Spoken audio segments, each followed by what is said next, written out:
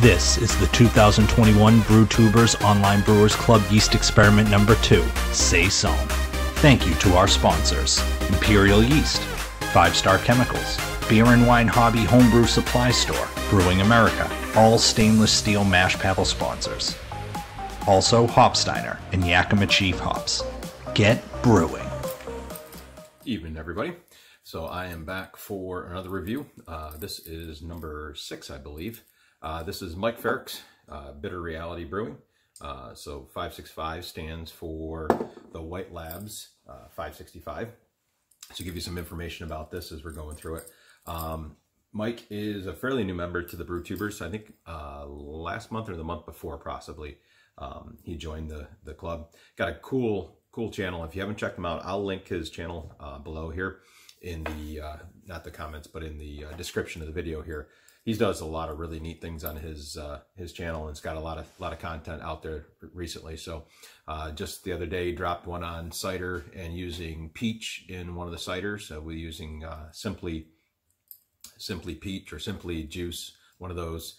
Has been doing beers from around the world, so really cool. Check him out if you haven't seen his channel. Highly recommend it. So we'll get into it. So Mike's, again, used the WLP 565. White Labs, 1 package with starter. It was a 2.5 gallon batch. He brewed on the 28th of March and then bottled, I believe, or let it finish. Let's see here. Kegged on the 1st of May, excuse me, and bottled then on the 30th. He brews on an Anvil Foundry, the 240. His mash temperature was 150, pH of 5.29. He had a 10.066 original gravity. He fermented at 72. It started at 72. It spiked to 76 to 78 for 3 days before coming back down to 72. Let's see, with cold crashed, 34 degrees. He finished out at 1.006, so pretty low. Not the lowest of them, but I think maybe the 3rd lowest I've seen so far. See, that puts him at a 7.87 ABV, forced carbonated it.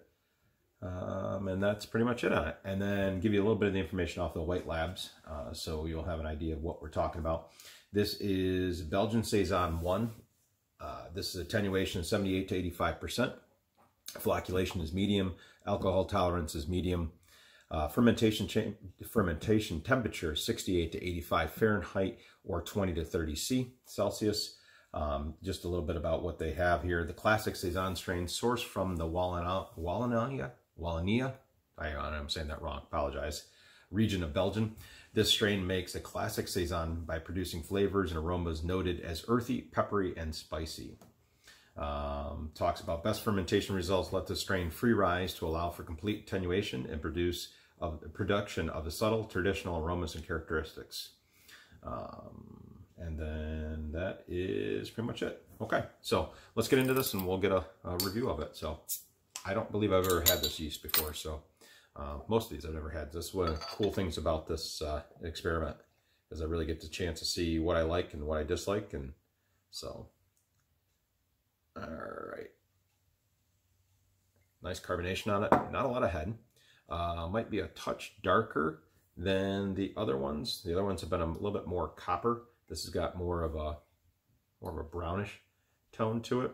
In terms of clarity, there's definitely some clarity there, but it's got and it might be a chill haze, but it's definitely got some a little haze in there. So it's probably been in between the couple that I did at the first. I know Matt was really clear, and I think Brandon and Nate from Exit 12 are really clear, and then we've had some that are really cloudy. So this is probably right in the middle, so you can see that change in the background. So head dropped off pretty good.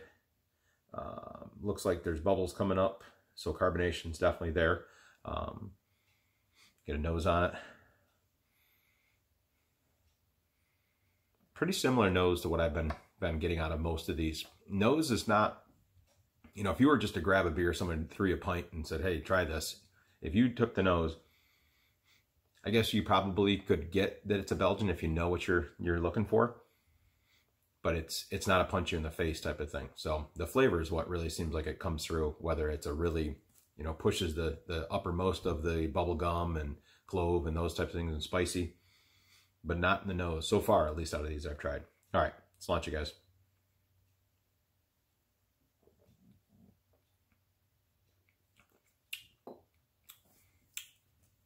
Definitely get the peppery. There's some bubble gum comes through on it.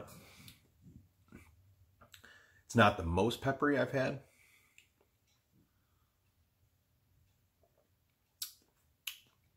But I'd say the pepperiness, that spicy note, is probably the predominant note that I get out of it. Then after that, you get a little of the bubble gum, but there's not a lot there.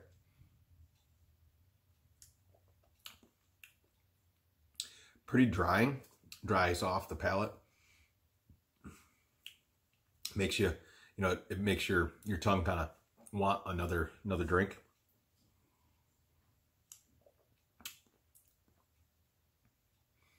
Yeah, I guess those are the two characteristics I guess I get the most out of it, is that pepperiness, spiciness is right there.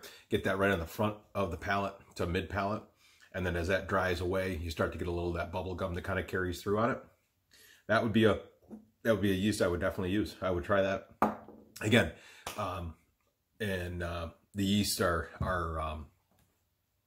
for me, as I'm going through this, I'm looking at what are the yeasts that I would like. What are my flavor profiles that I enjoy out of a Belgian, and that's what I'm kind of coming away from this. So there are a lot more that are out there to go through it. So if I remember correctly, I think Mike said these are actually from Brewing America. The labels on here, they dissolve in water. So I have to check that out and see. Mike, if you get a chance to see this video, throw that in the comments below. I'd be, if I remember, maybe in the Discord, I think you were talking about those labels dissolving, make it easy for you to get them off. So if you're a bottler and the labels are a pain in the butt, so something like this where it's a big label, it's hard to get off. If you're just trying to label something so that you know what you have, you know, if you're aging stuff, and it makes it easier for you. Obviously, you wouldn't want to put it in a cooler or something like that, but I'd be interested, Mike, if you've got some information on that. If you wouldn't mind putting it in the comments about what these labels are and how that actually works. I wasn't, I think I missed half the conversation with that, but I believe I remember you talking about them being dissolvable from Brewing America. And Brewing America is one of our newest sponsors. So if you haven't checked them out, make sure you do that. So, all right. That's a really good beer, Mike. I like it. That's solid. A little light on carbonation overall. Clarity's there. It definitely is. I think got a little chill haze to it. But the beers sometimes sit in a bottle like this for a while, have a tendency to lose a little carbonation with it, but not a major fault. I'm definitely going to go drink the rest of this without a problem. So, as I said, if you have not checked out Mike's channel, I'll link it in the description below. Really cool guy. Got lots of cool information out there, lots of good content. So check his channel out. And I think I've got one more review to do. I'll probably try to knock that out tomorrow night. And then I think I am just about finished up, and I can score these out, and then we'll be good to go on the Saison from this for me. But other than that, appreciate it for you guys hanging around and listening to me ramble on about these different beers. Been a really cool experiment. Enjoying it so far. Finding a lot of yeast that I really enjoy, and really kind of makes me want to think about, all right, how do I want to do my next Saison and what yeast do I want to use for it? So really enjoying it. All right, I will get out of here. It's been almost 9 minutes, so hope everybody's having a great week. This is Tuesday, the 13th of July already. Man, we're almost halfway through the month. Crazy. All right, guys. Hope everybody has a great evening. I will try to get this posted tonight. Salute you guys.